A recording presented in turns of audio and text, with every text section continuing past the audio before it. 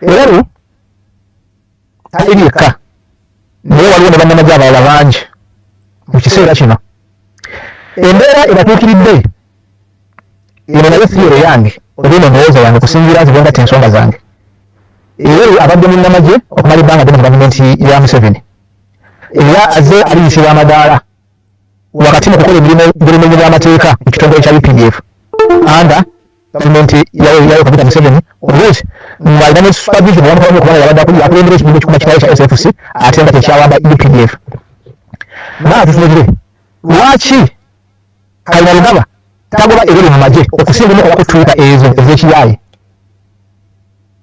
kubanga oli Lieutenant General ono General naye Lieutenant General abadde mu field nyingi nnyo era alina experience etukkiriza nti esiibye amuhoozi mu by'ekijaasi. Naye twebuuze lwaki tewasala amagezi kuvuga amagye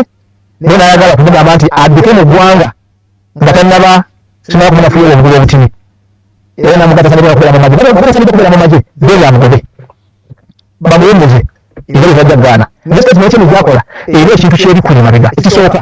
era ebyaziwa emisango mingi naye omusango gusinga obunene yatta abantu b'e Kasese. Kati wamala okutta abantu b'e Kasese naye yatandikira yajjira mabega wa poliisi yali okulembera omugenzi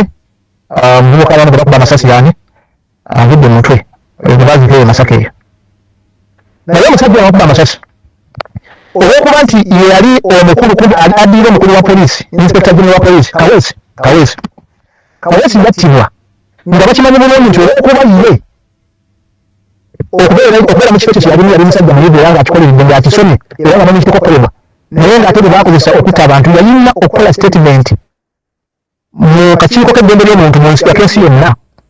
okakasa ekyo kyabaawo kitya under supervision ye amagye gatugagasa okutta abantu abatalina byakulwanyisa ng'ate yasooka okugenda n'abera ku ssimu nga ne poliisi yabeerangayo.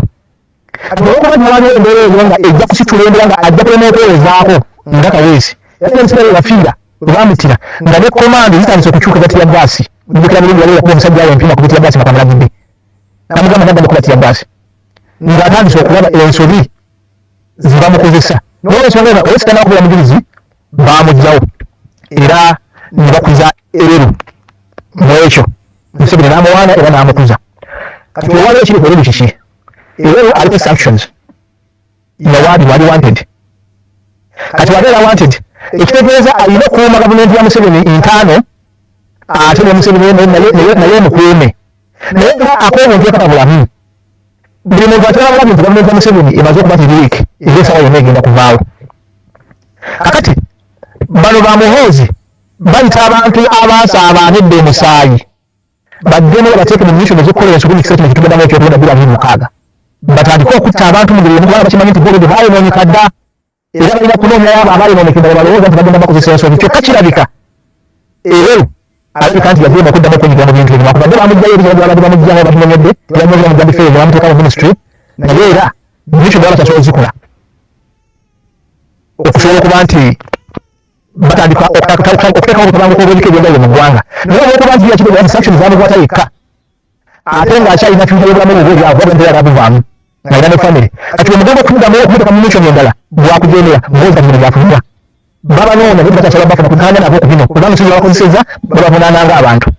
n'olwensonga ekirabika nti obaolyawo ereru ne banne badde kutuba kati nga balina commands zibajeemera ezijawulo eza gavumenti ya Museveni nga baagala zikola anda wansi wa SFC okunyala gavumenti eno ntiyinza okwenda okukinya abantu n'okutta oba olyawo byeyagaanye kati nga bwe busungu buno mboozi batandise okwolesa naye ne bw'anaamutta ne bw'ataamutte tekikola njawulo. Ate ekyokubiri muyinza okuba nga mulimu engeri endala mu statement zino ne baakola nga kyagezako okukola nga alina ayagala okuteekawo olutalo lubalukewo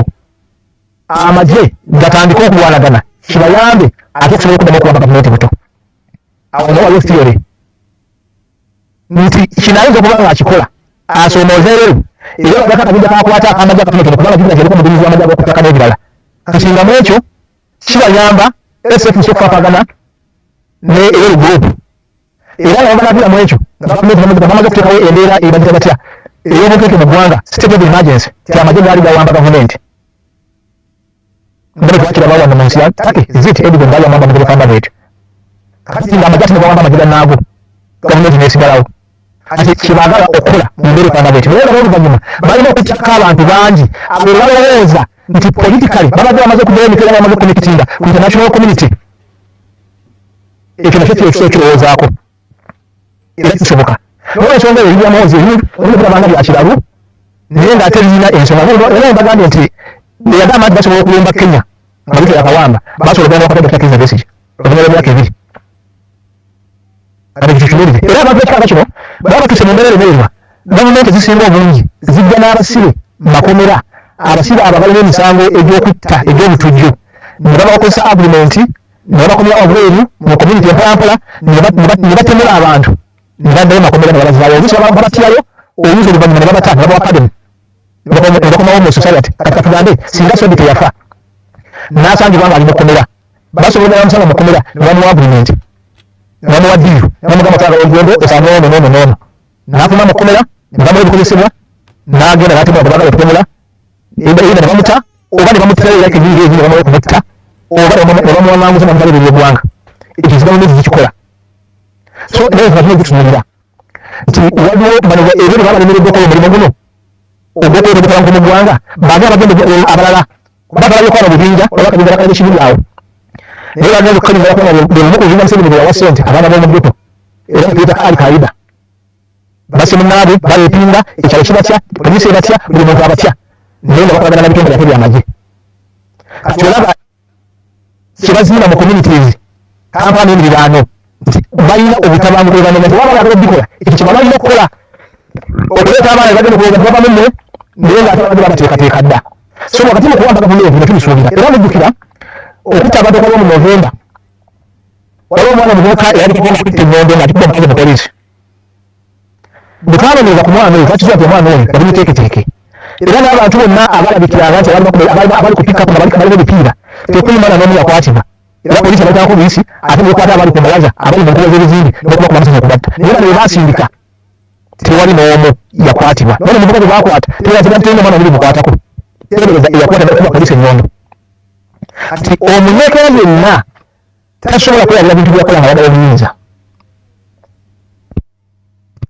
Era kyova olaba nsaasira nnyo n'omusajja Mpuuga ne banne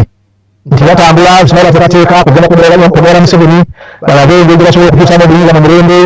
n'ebiringa ebyo. Museveni yagenda okunoonya obuyinza yakwata mmundu n'ajja okunoonya obuyinza mu nsi etamu jjajjaawe wadde kitaawe wadde w'oluganda bw'ali awo.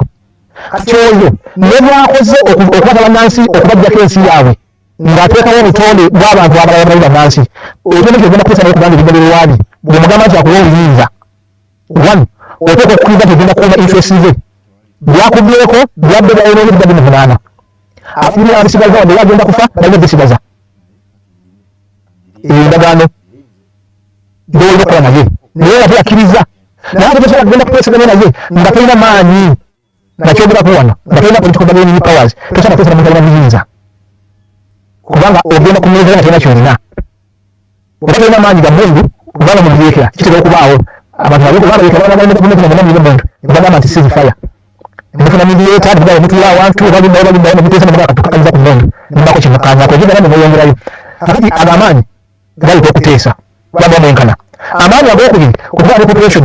mulina abantu ababekkiririzaamu ago nago amaanyi agerefuzi gaba kiba kikola kiba kisobola okukuba political bargaining powers. Kati ago amaanyi Mpuuga tagalina naye Bobi Wine yagalina era abo amaanyi ago kati Dr. Kizza Besigye agezaako okuddamu okudasaka kyova agasobola okudda Krismasi mu kkomera wadde nga tagenda kubeerayo. Kakati waliwo ebintu ebitambulira mu nsi nga byo byagala kwetegereza nti Museveni bwakomye okufunda nti naye yafuuka buli kimu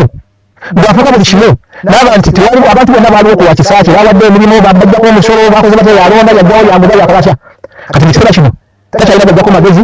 ate ne bwagawa akola byayagala kati nabo batya nekyobamuwaga nti akaddire ekyokubiri ensi emikyaye ekyokusatu international community emutemera omusingo ogumutwala kyonze kutakalimu polisi. Kati endala yona bwekitunuulira kiba kikulaga lwatu nti ebiseera bya Museveni tebiriiyo yenekamiriwe n'abantu be. Kati William Hozi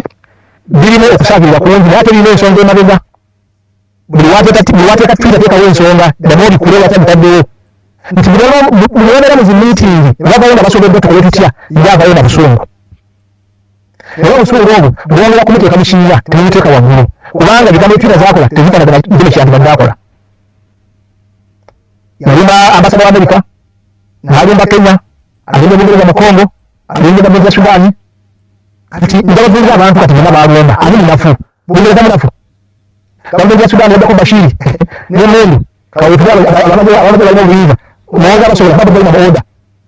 namataka ndipanga kwa bafuna kubanga tuba amajiba yawe ati omuntu nga mugezi andibadde yamufanya kwa diplomasi ekyokubiri Museveni abantu bonna bakoze nababa vuga na dola zali tabo bali jino yali parliament bali mu kibazo Museveni n'abalese tibakola ko bijimira y'amabizi baabwe.